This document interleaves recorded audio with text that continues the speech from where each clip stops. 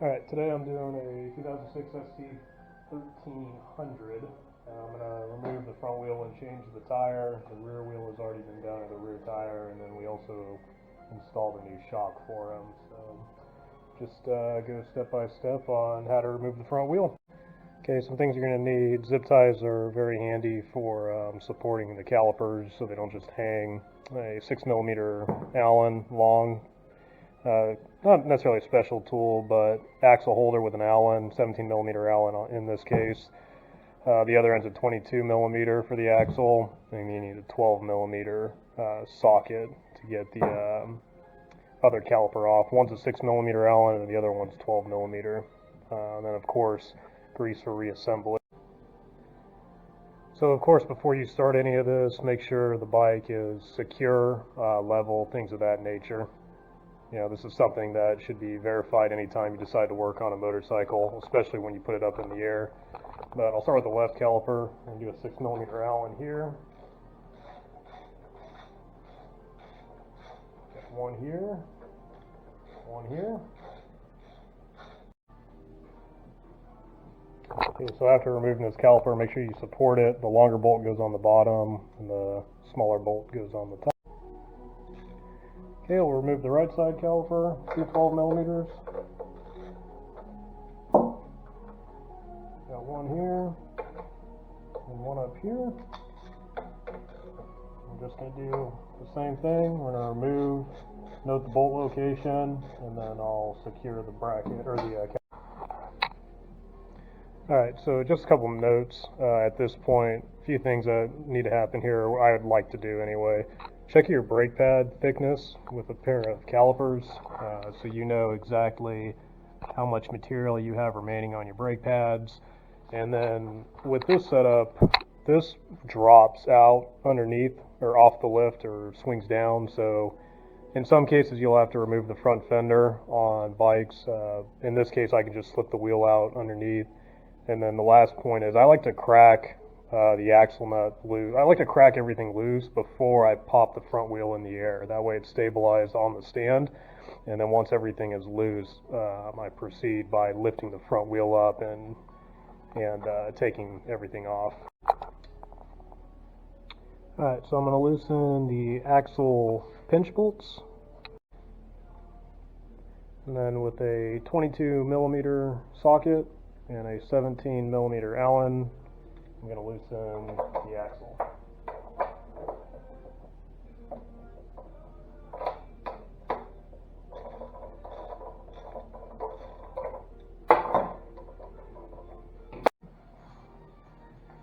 I'm going to lift the bike up a little bit, get the front wheel off the stand.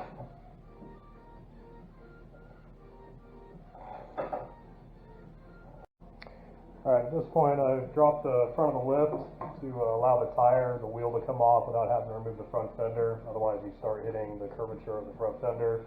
Your pinch bolts are loose, 6mm Allen. I've removed the other end of the axle, and the calipers are obviously off the rotors. So at this point I'm going to use a drift and a dead blow hammer and just lightly tap out the axle.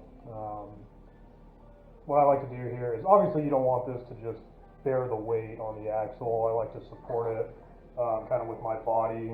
I also have a pit bull wedge that I typically use, but with this being a front wheel, I'm really not too worried about it. It's typically easier to get a front wheel off than a rear wheel. The more difficult part about doing the front is supporting the rear, where typically it's easier to secure a bike by the front wheel than the rear wheel.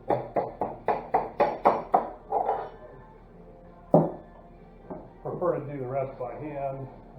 Obviously, make sure you have some things ready. I like to have my tire holder ready because once gravity affects this, things become a lot more difficult because you're trying to maneuver and catch things. But at this point, before you pull this out, you should have a parts diagram in your head mentally as to what you're expecting to see. In this case, there's a collar on the left and a collar on the right. There's this end of the axle and the axle itself, which is going to go in from the clutch side to the brake side on reassembly. But Again, you want to picture these things in your head, so it's not a mystery as everything is falling out when you start pulling it out. In this case, looks like the collars are going to stay captured, which is great. You don't get to listen to pinballs fly across the room. And of course, if you have two rotors, one to the left and a right, you want to make sure you're aware which one's the left one and which one's the right one, because typically your space of your collars are going to be different. There's my right. There's my left. The left one is significantly thinner. And here's my wheel. Okay, so a couple things to note here. He's got an angled valve stem here. This is facing the brake side. That's my first mental note. You have these cheater arrows on the ST1300. I shouldn't say cheater, but basically you can't mess it up. It's telling you which way this wheel needs to rotate. So even if I flip this thing over and I don't notate which direction the valve stem is, I can still just look down and say, oh, this is the way this needs to spin. And at this time, I'm going to clean up all those components, the axle components, and I'm going to take the weights off the wheel. And I usually clean the seals out, take a look at his bearings, but we're going to remove this tire and throw a fresh one on. Alright, I'm over here at my tire changing station, more or less. First thing you're going to do is let all the air out of the tire, that way you can break the bead and get the tire off. There's a valve core remover, a lovely Motion Pro one. So the next thing I like to do is, this is a plastic scraper. You can use a putty knife, just be careful so you don't mar up someone's wheels or your own wheels, but I like to knock off the weights. Usually you can just do this by hand. Alright, so I've got the bead broken on the tire. This is Dawn and water, Dawn dish soap and water. There's a number of ways to break beads. I have a manual tire changer that I use.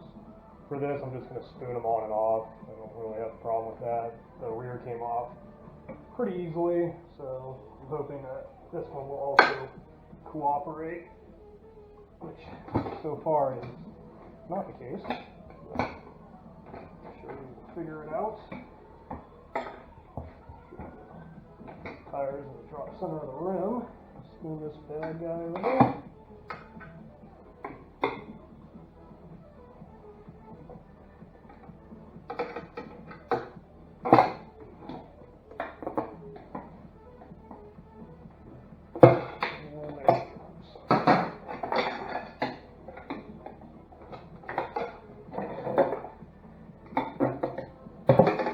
Tires is, I usually say things are a matter of patience. It's not a matter of patience, it's a matter of practice. The more tires you do, the better you will get at it. I consider myself to be a somewhat intelligent person, and I have realized that it does not matter how intelligent you are. That has nothing to do with getting tires on and off. It is a matter of repetition, patience, and learning. Alright, so I've flipped the wheel over, just kind of lubing it up a little bit. Again, there's a few ways you can do this. I usually have pretty good luck just getting it to pop over like this.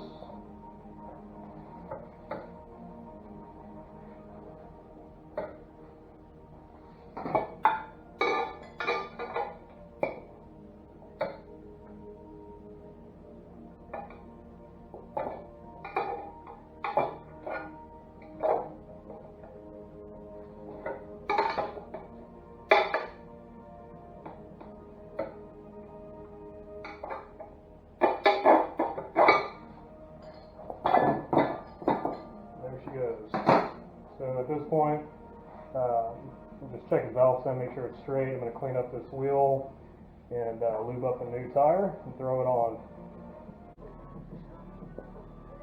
Alright, so we have a Michelin Pilot Road 5 GT, or yeah, Pilot Road GT5 5GT. It's supposed to be a nice tire, premium set of tires. Customer is a very avid motorcycle enthusiast, rides a ton of miles. many, many thousands a year, I guess, in the past 25 years of his life, and has recently started to throttle back a little bit, but I would definitely categorize him as an avid motorcyclist. But anyway, premium tire. He wants a premium tire. We talked about this tire, and that's what we went with. Good reviews online. Got it from Bike Bandit, and or the set from Bike Bandit. When you mount tires, a couple things. You need to make sure you know if they're directional, which in this case it is. It says rotation right there with an arrow going this way. And this is actually kind of difficult to see compared to most tires. And then the other thing you need to know is where the lightest part of the tire is. There's usually a yellow circle or a white circle saying, hey, I'm the lightest part of the tire, put me by the valve stem. And this tire does not have that. So, anyway, we're going to mount it. A couple things about tools and resources for using or for mounting tires.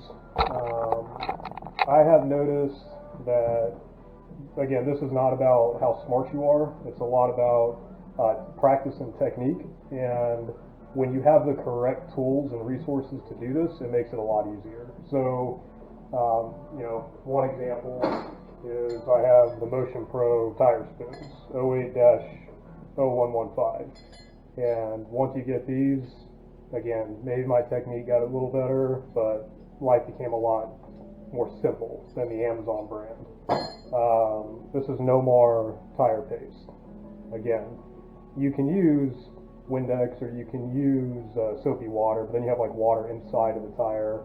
I think this is the right stuff to get the bead over and to get it to pop when you set the bead. So anyway, I'm going to take this and go all around the bead on both sides, and then we're going to mount it.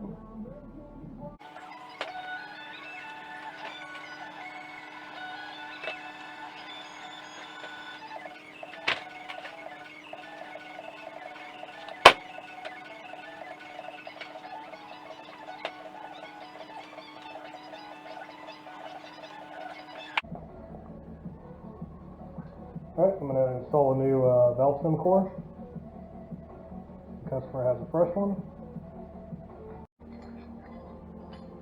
Alright, and again, you have to verify the two things. Make sure you know which way rotation is, and then the lightest part of the tire, which in this case it's not applicable.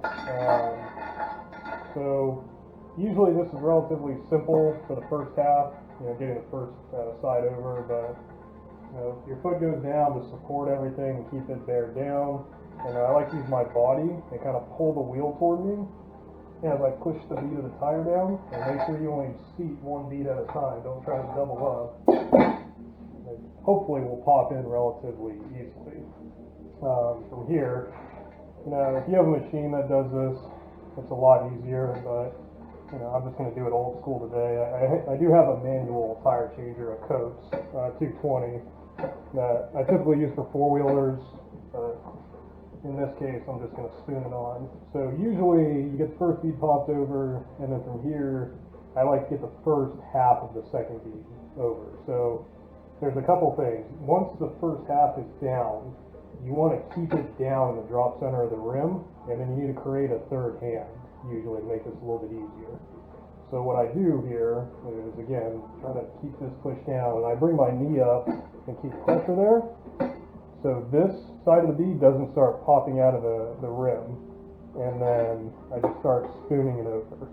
And then as you work your knee or your leg or whatever the case may be, you work it up and around.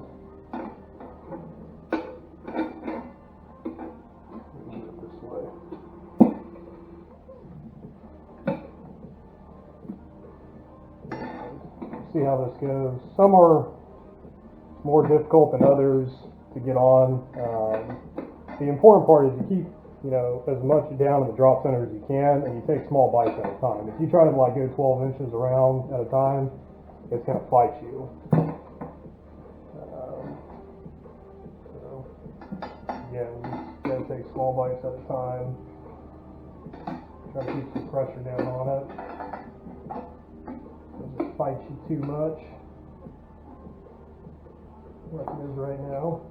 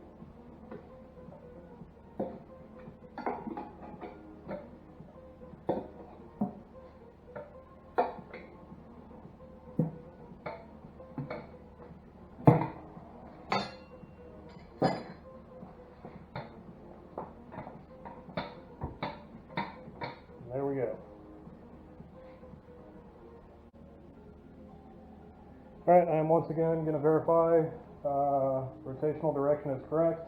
The rotation of the tire should be going this way, the wheel should be turning this way, and the valve stem is still on the brake side, so we are good. So I'm going to set the bead.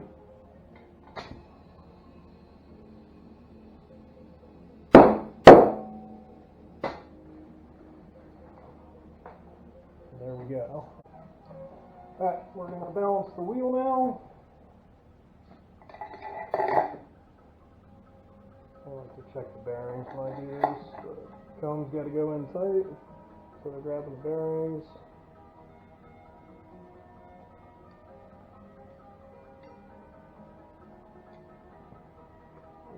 Bearing travel is smooth. And what you're looking for here is for the wheel to settle. So you can see it's rotating to the right in this case. It's finding the heaviest point right now.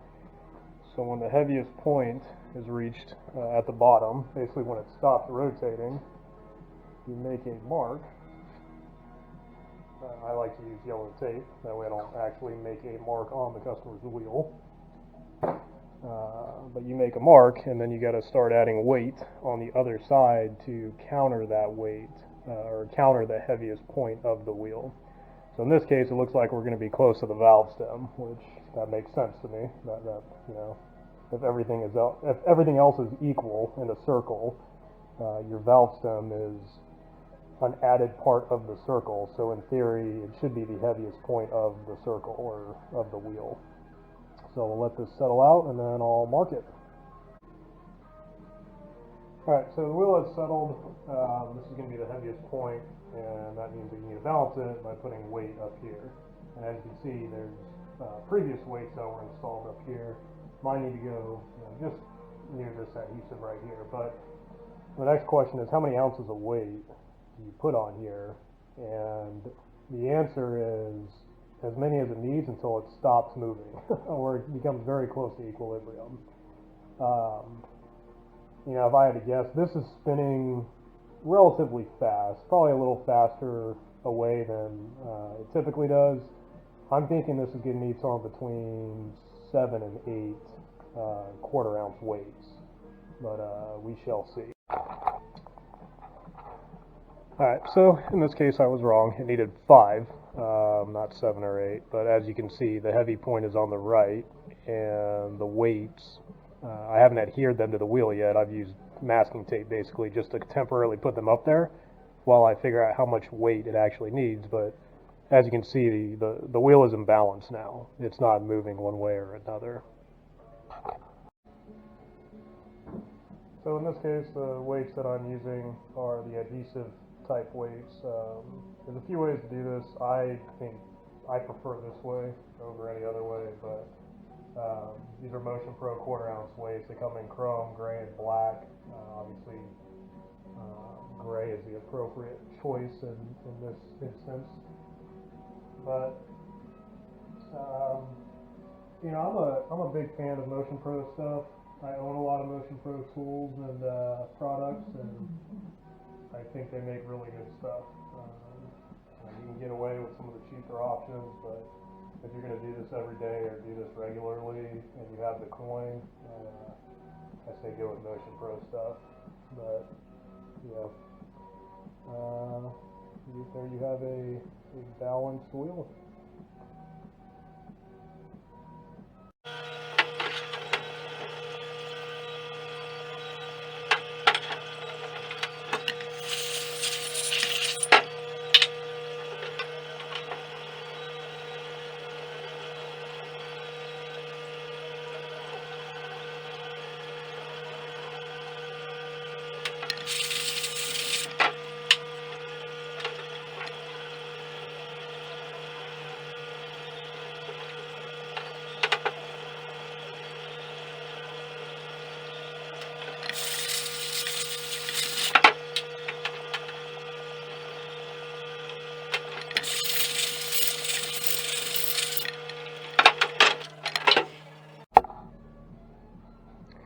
Alright, so I've run all the components through the parts washer. the axle components, front axle, and we're all cleaned up.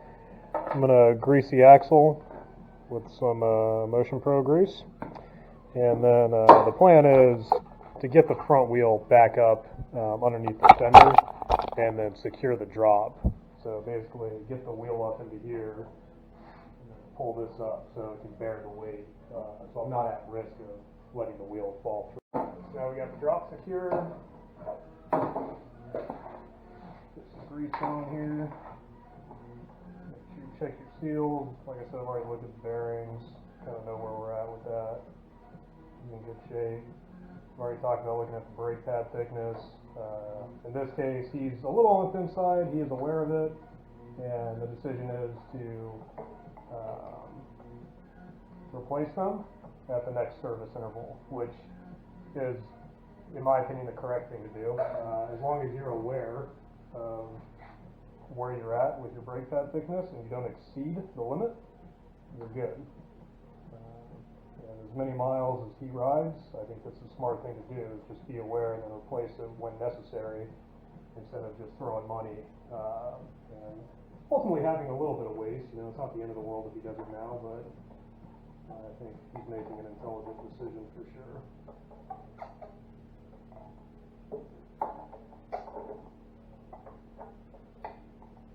Wheel collars are in. Grease the axle. Do you have to have a parts washer, and does this have to be perfect? Do most people get this thing clean like this? I don't think so. Can you do pretty much the same thing with an almost exact result with a $3 can of brake cleaner? Yes, you can, and a rag. It's all a matter of what you want to do to your bike and how clean you want it to be. Like in this case, this bike's got a ton of mileage. He'll probably make this to 100 and something thousand miles one day. I think it's almost to 100 now, and I would imagine he's not really going to know the difference whether I do this or not. But I think it's good to get components clean and put them back together.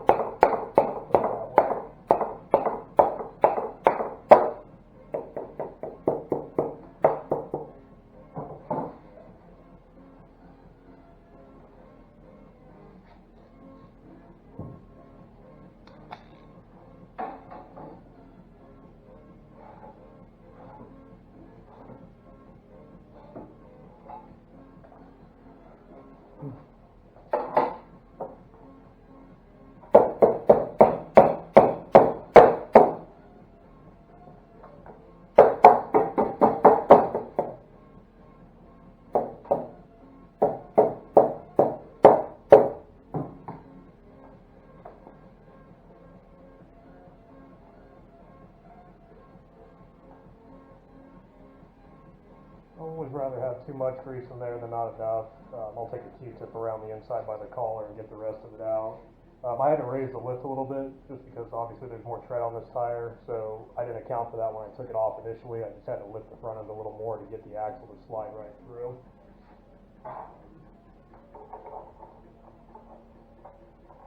Yep, so axle nut, pinch bolts, calipers, and wipe it off and you're good to go. Alright, just going to snug the axle down here, and then I'll put some weight back on the front wheel for when I finally torque it down. I'm just getting it snug for now. Alright, so we've got the weight of the wheel back on the stand now. The stand is obviously secure. The torque spec of the axle bolt is 58 foot-pounds, and the torque spec of the pinch bolts is 16 foot-pounds. I'll make sure reading here we're good. I'm going to insert the special tool, which it's not that special, 17 millimeter Allen on the side of the axle. We go here. See if I can get 58 pounds holding one side.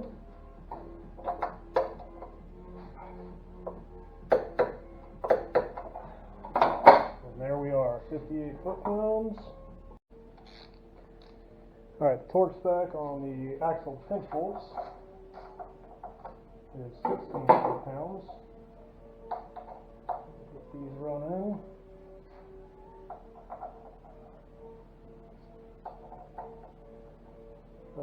axle bolts, or axles are not something you want to mess around with. You shouldn't be guessing torque specs on axles. I mean, you know, you've been doing this long enough. I'm sure you know about what a drain bolt should be at, you know, about what this should be at or that should be at. But in my opinion, when you start getting up into 35 to 70 foot-pound range, you're making an educated guess if you're a very experienced tech, which is fine if you know what you're doing, but obviously the wheel falling off the motorcycle is possibly one of the worst things that could happen. You want to make sure you're torqued to spec, especially if you don't do this regularly. Alright, so I've cut my zip tie, I've taken my caliper, put it into position, got brake pads on both sides of the rotor, got a little bit of blue Loctite on my caliper bolts. I'm just going to run these in real quick.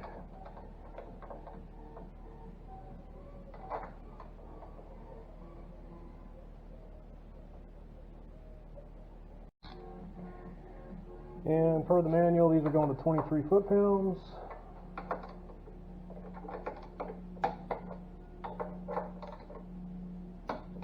Like so. Alright, I've got my left or clutch side caliper for the front in place. I've got a drop of blue Loctite on here. I'm going to run these in. And torque these down as well.